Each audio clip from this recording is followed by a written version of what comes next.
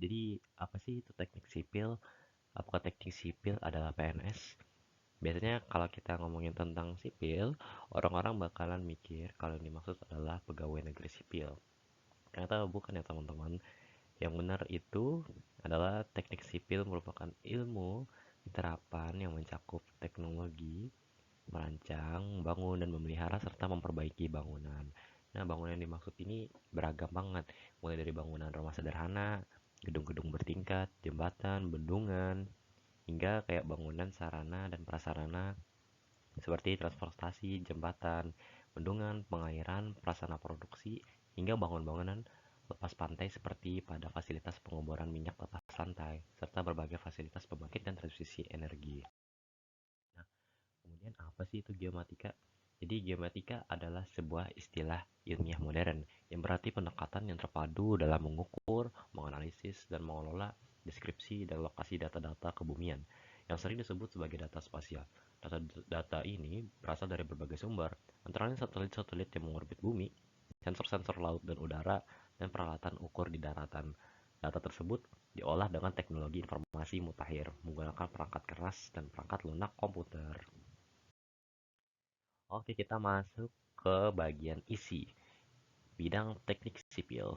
Nah, kira-kira bidang teknik apa sipil apa aja yang berkaitan sama geomatika? Slide. Nah, jadi geomatika itu sangat berkorelasi dengan berbagai pekerjaan teknik sipil loh, yaitu ada geoteknik, ada struktur, ada transportasi, dan juga ada hidroteknik. Nah, ngomong-ngomong, pengertiannya apa sih? Dari pengertian geoteknik sendiri, geoteknik merupakan salah satu dari cabang ilmu geologi yang erat hubungannya dengan pembangunan berkelanjutan yang berwawasan lingkungan. Nah, biasanya kajian-kajian geoteknik memerlukan ilmu dasar seperti matematika, statistika, fisika, biologi, dan kimia. Beberapa kajian geoteknik berhubungan dengan pembangunan infrastruktur, kayak jalan tol, jalan kereta api, jembatan, menara, fondasi gedung, desain lereng rekayasa, dan lain-lain. Dan di sini ada rekayasa struktur. Rekayasa struktur itu adalah bidang teknik yang berhubungan dengan desain struktural secara ekonomis dan elegan, sehingga struktur dapat menahan beban-beban yang mungkin terjadi. Nah, rekayasa struktur itu melingkupi riset, perancangan, konstruksi, inspeksi, monitoring, pemeliharaan, rehabilitasi, dan demolisasi, struktur permanen dan sementara, serta sistem struktural dan komponennya loh.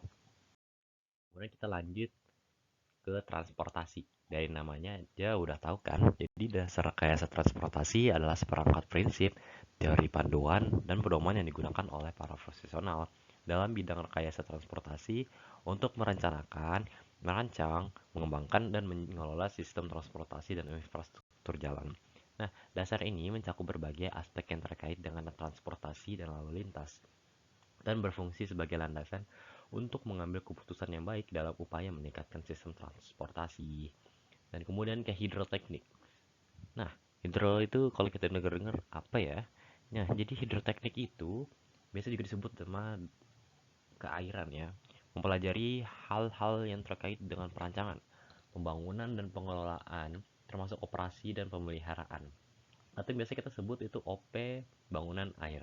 Nah, ilmu dasar pendukung yang diperlukan untuk mempelajari karakteristik air, baik mengenai keberadaannya, pemanfaatannya, perilakunya, permasalahannya, dan pengendaliannya.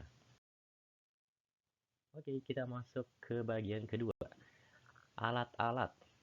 Nah, sebelum kita lanjut, yuk kita kenalan dengan alat-alat yang biasa dipakai oleh para teknik sipil. Nah, alat-alat yang biasa dipakai tuh apa aja, Kak?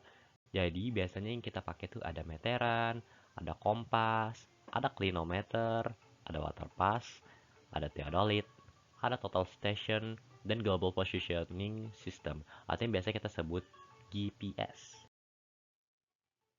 Oke, kita masuk ke bagian peran geomatika. Ini dia, kita udah masuk ke paling inti di antara inti. Check it out. Nah, jadi perannya geomatika dalam bidang geoteknik itu untuk membantu dalam analisis stabilitas lereng dengan menyediakan data topografi dan model digital elevasi. Nah, informasi ini biasanya digunakan untuk mengidentifikasi dan menganalisis potensi pergerakan tanah atau batuan yang dapat mempengaruhi stabilitas suatu lereng. Dan juga pendekatan ilmu geometrik digunain dalam permodelan hidrogeologi untuk memahami pergerakan air tanah dan distribusi air di bawah permukaan tanah. Data pemetaan dan pengukuran digunakan dalam pengembangan model hidrogeologi yang dapat memberikan informasi kritis dalam perencanaan proyek geoteknik. Teknologi pemantauan jarak jauh seperti INSAR juga kita memanfaatkan ilmu geomatika untuk memantau deformasi tanah dan perubahan permukaan secara periodik. Ini sangat membantu dalam mendeteksi perubahan yang mungkin terjadi pada kondisi tanah di sekitar proyek geoteknik. Next. Nah, jadi apa juga perannya dalam bidang struktur? Jadi ilmu geomatika biasanya digunakan untuk memetakan topografi dan geologi suatu lokasi. Data pemetaan ini digunakan untuk memahami karakteristik lahan, topografi, dan sifat geologi yang mungkin mempengaruhi desain dan konstruksi struktur bangunan. Pendekatan ilmu geomatika itu digunakan untuk menganalisis resiko bencana alam kayak gempa bumi, banjir, dan juga tsunami. Data pemetaan dan pemodelan spasial juga digunakan untuk meletakkan potensi resiko bencana alam dan mengidentifikasi area yang mungkin terkena dampak lingkungannya. Nah, ilmu geomatika berperan juga dalam pengembangan sistem navigasi GPS loh untuk membantu navigasi dan pengelolaan lokasi bangunan. Teknologi GPS juga biasanya digunakan dalam pemetaan bangunan dan pemantauan lingkungan secara real time. Kita masuk ke dalam bidang transportasi. Nah, jadi geomatika itu memiliki hubungan yang sangat erat loh dengan ilmu rekayasa transportasi. Karena geomatika memiliki peran yang penting terhadap perencanaan dan pemetaan. Perannya sendiri dalam pemetaan biasanya digunakan untuk memetakan rute jalan baru atau existing. Dia melibatkan pengumpulan data topografi, analisis kebutuhan lalu lintas, dan pemodelan spasial. Selain pemodelan spasial, terdapat simulasi lalu lintas untuk memprediksi aliran lalu lintas, kepadatan, dan waktu perjalanan. Informasi ini membantu dalam perencanaan geometri jalan dan pengaturan sinyal lalu lintas yang efisien. Selain itu, ilmu geomatika juga sangat berpengaruh dalam perencanaan sistem transportasi publik, termasuk jaringan bus, kereta api, dan metro. Data pemetaan digunakan untuk merencanakan rute, jadwal, dan lokasi stasiun atau halte. Pemantauan dan pengelolaan infrastruktur transportasi, termasuk jembatan, terowongan, dan jalan tol. Teknologi pemantauan jarak jauh digunakan untuk mendeteksi kerusakan atau perubahan struktural yang mungkin terjadi pada infrastruktur tersebut. Nah, yang terakhir ada dalam bidang hidroteknik. Walaupun pekerjaan di bidang hidroteknik itu berhubungan dengan air, tetapi masih memiliki hubungan yang signifikan dengan ilmu geomatika. Dalam membentuk dalam melihat bentuk dasar perairan seperti kayak sungai, danau, ataupun waduk, itu perlu pendekatan geomatika yang dimana pemetaan ini akan sangat membantu dalam perencanaan desain proyek-proyek hidroteknik seperti bendungan atau saluran air. Jenis pemetaan dan teknologi permodelan geospasial juga biasanya digunakan dalam analisis hidrologi dan drainase untuk membantu dalam memahami pola aliran air, estimasi debit sungai, dan merencanakan sistem drainase yang efektif. Sedangkan jenis pemetaan dan pemodelan topografi sangat penting dalam desain saluran irigasi untuk memastikan distribusi air yang merata ke lahan pertanian. Ilmu geomatika juga membantu dalam merencanakan dan mendesain sistem irigasi yang efisien. Selain itu, pemantauan kualitas air dengan informasi tentang parameter air seperti suhu, pH, kandungan kimia juga dilakukan dengan pendekatan geomatika. Oke, jadi kesimpulannya yang bisa kita tarik yaitu peran geomatika itu dalam berbagai bidang seperti transportasi, struktur, geoteknik, dan hidroteknik itu adalah